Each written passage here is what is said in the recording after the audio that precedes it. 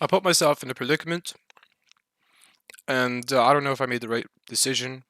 So here I am, self-reflecting, and I don't know if I'll post this video, but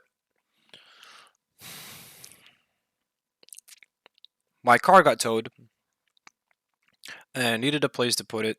My original agreement was that I would leave it with a friend, and the friend that I left it with, the condition was I would leave it there and it would stay there, or he can drive it until September and I'll go get it back. Well, guess what? He pressured me into selling it for $300. And I said yes, because I had no choice. He threatened to remove the car if I didn't sell it. So I said yes. And after I said yes,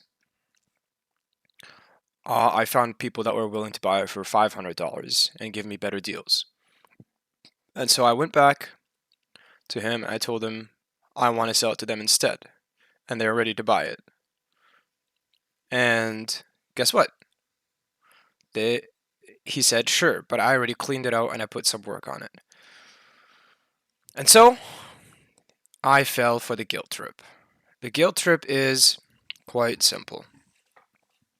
The guilt trip is, well, I don't want to sell it to other people anymore because he's already put work on it and he's a super nice guy. Even though him being a super nice guy, he pressured me into selling it to him for $300 and getting fucked over. So he was being dishonest, but he was being a nice guy. And I told the person that wanted to buy it for 500 and give me what it's worth. I told him no because the other guy was being super nice to me and he completely gaslit me into selling it for $300. And here I am talking to myself feeling like an idiot. And I just wanted to talk about it because I wanted to be completely honest with myself. Did I get fucked over or did I do the right thing? And now that I'm talking about it, I realize that I did get fucked over. And I gave the guy my word more than once. I gave him my word. I gave him my word more than once. I gave him my word more than once that he can buy it for 300 and he can fuck me over. I consented to getting fucked over even though I got a better offer just because the guy sweet talked me into getting fucked over. And that's the intellectual truth of the situation. I'm not going to lie to myself. I got fucked over because I gave my word and I don't have what it takes to go back on my word even though I got pressured into something I shouldn't have gotten pressured into. I think I dealt with a sociopath. I got completely fucked over, and now I'm really, really, really, really angry. And I hope that I can learn from this mistake. Because I was given the opportunity to make ends meet and get my car back. I was given that opportunity, and it still didn't work out for me. So,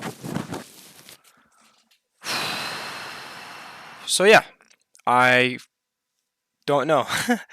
Oh boy. Oh boy. Okay. So what could have I done differently?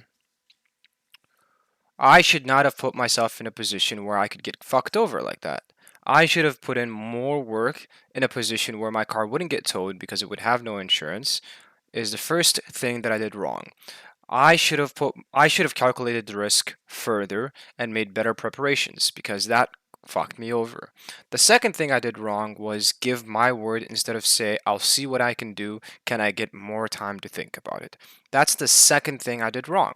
I didn't ask for more time and I impulsively gave my word to something and I didn't want to dishonor the word that I gave. And that made me look like an idiot because the guy that wanted to buy it for 500, well, guess what? He was ready to go and take it, and I told him that I feel bad giving my word and going against it. So I'm really, really, really, really, really, really, really angry right now. And next time, if I am in a critical situation, instead of giving my word, I'm going to ask for more time. And next time, I'm not going to put myself in a vulnerable position where I have to trust random strangers with my car.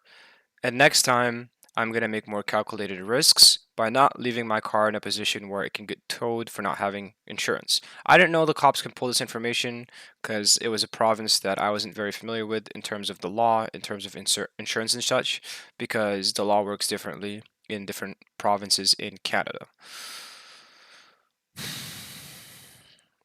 And yeah, so that's the story of how I lost, I think, $200. So it's pretty valuable lesson for me.